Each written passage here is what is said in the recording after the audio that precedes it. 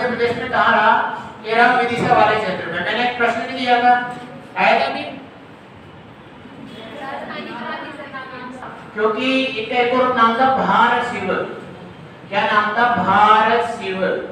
भारशिव मतलब कि शिवलिंग को धारण करने वाले। भारशिव का मतलब था शिवलिंग को धारण करने वाले।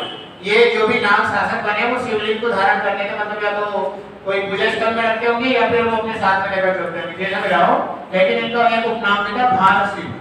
ठीक है, शिव जी से समर्पित थे और भगवान शिव को इतना मानते थे कि इनके जो सिक्के थे, इनके सिक्कों पर भी जो चिन्ह मिले वो मिले हमें नंदी और त्रिशूल के। जो भी नंदी है भगवान शंकर का वाहन कहा जाता है, नंदी और त्रिशूल के साक्ष्य इनके सिक्कों से हमें प्राप्त होते हैं।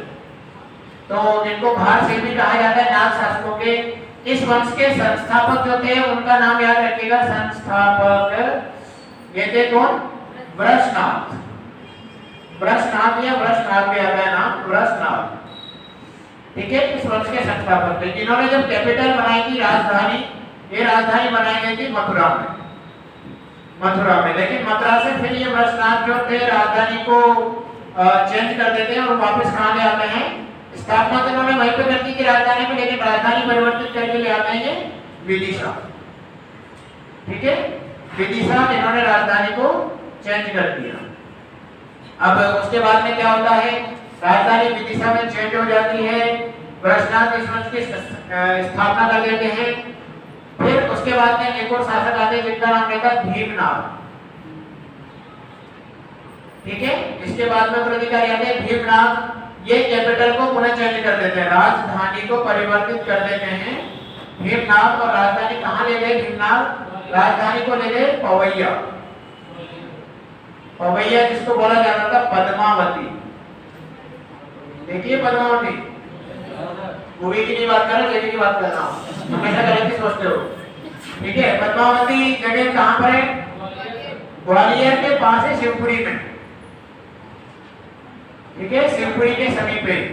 ठीक है, ग्वालियर से लगभग 30-35 कुछ इतना ही रहेगा, 5 किलोमीटर दूर है पद्मावती है, जिसको वर्तमान में पवैया कहा जाता है।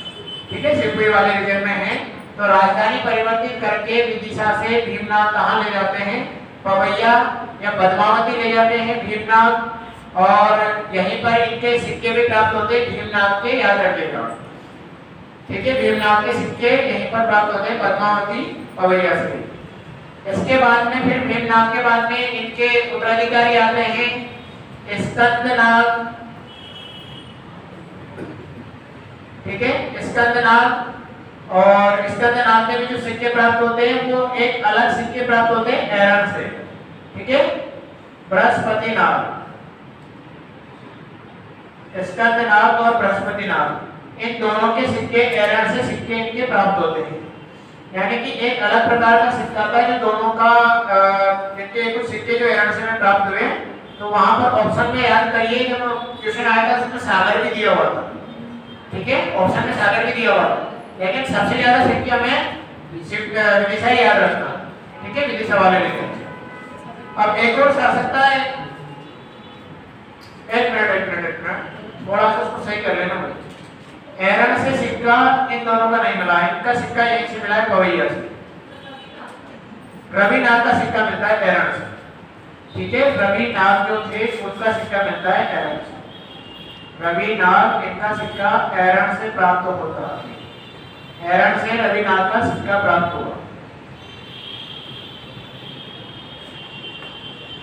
ये कि नागवंश की वंशावली। थोड़ा सा समझ लेते हैं।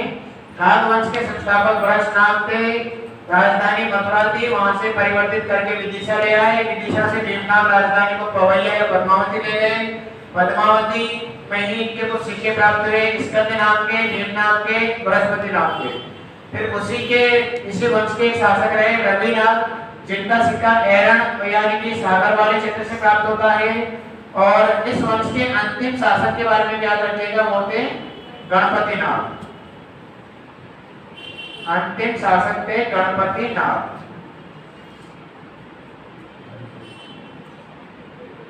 अंतिम ज्ञात शासक जो थे वो थे गणपतिनाग। गणपतिनाग इस वंश के अंतिम शासक कहे जाते हैं, लेकिन नागों की जानकारी हमें कुछ गुप्त शासकों के संदर्भ में भी प्राप्त होती है। जैसे कि एक फैक्ट निकल कर आता है कि जो एक शासक थे चंद्रगुप्त विक्रमादित्य, उन्होंने नाग कन्या की कुबेर नागा उनके साथ में शादी करी थी। ठीक है, तो कुबेर नागा जो कि नागवंश की राजकुमारी थी, उनकी शादी होती है गुप्त शासक चंद्रगुप्त विक्रमादित्य के साथ में, यानी कि चंद्रगुप्त प्रथम जिसको हम लोग बोलते हैं, उनके साथ में कुबेर नागा का विवाह भी होता है। तो कुछ वर्णन हमें नाग शासकों या कुछ संबंध हमें गुप्तों के संदर्भ में भी नागवंशों के बारे में देखने को मिलते हैं। तो ये नागवंशों के बारे में जानकारी थी। बिल्कुल, समुद्रगुप्त की लड़ाई भी होती है, समुद्रगुप्त पराजित भी करते हैं। एक गणपति नाग जो थे ना, उसी को अंतिम राजा को गणपति नाग को हरा देते और अपने में साम्राज्य मिला लेते। नाग शासकों का उल्लेख प्रयाग प्रशस्ति में मिलता। ठीक है, लिख लेना, वही नई जानकारी है। और बताएं आप क्या जानते हो नाग शासकों के बारे में?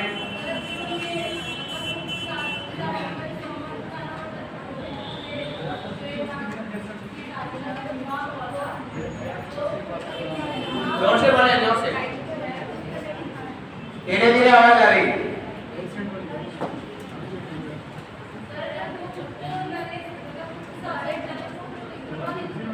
हाँ,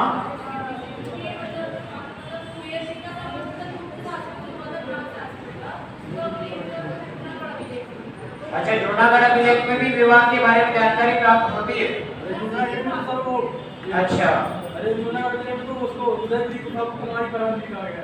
ओके, चलो ठीक है, ये भी अच्छी बात है। आप लोग कुछ नया जानकर शेयर किया करो, इससे अच्छा लगता है। हाँ, अगला लिखे जबलपुर का बोधि वंश।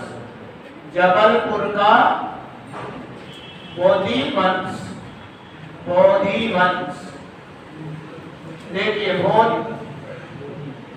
बड़ा वंश है जबलपुर का बोधि वंश। इतना बड़ा है कि इस वंश के जो शासक थे श्री बोधि,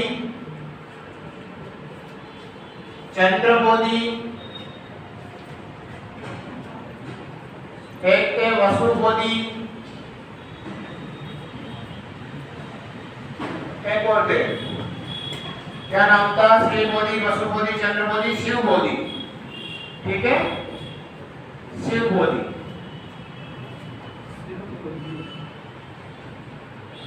इन सभी के सिक्के जो थे वो प्राप्त होते हैं कहां से?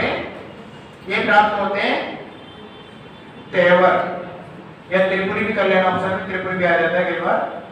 त्रिपुरी दोनों ही क्षेत्र कहां पड़ेंगे? जबलपुर।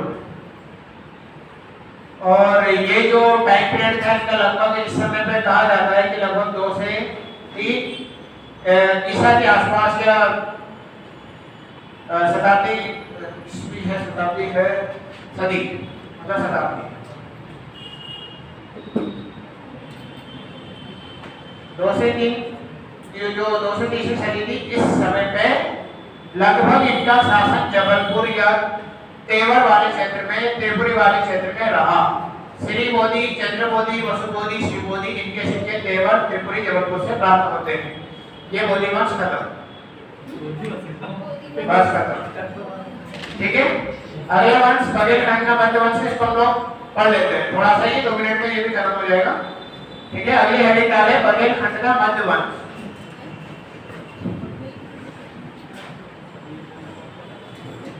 फिर उसके बाद में एक बड़ा वंश है जिसको हम लोग पढ़ेंगे कल, जिसका नाम है गुप्त वंश। बघेलखंड का मध्य वंश या मध्य वंश भी आता है। बघेलखंड का मध्य वंश या मध्य वंश। ठीक है, इसके बारे में जानकारी लिखना कि इस वंश के जो संस्थापक थे वो थे भीमसेन। ठीक है, भीमसेन इस वंश के संस्थापक थे। भीमसेन इस वंश के संस्थापक थे।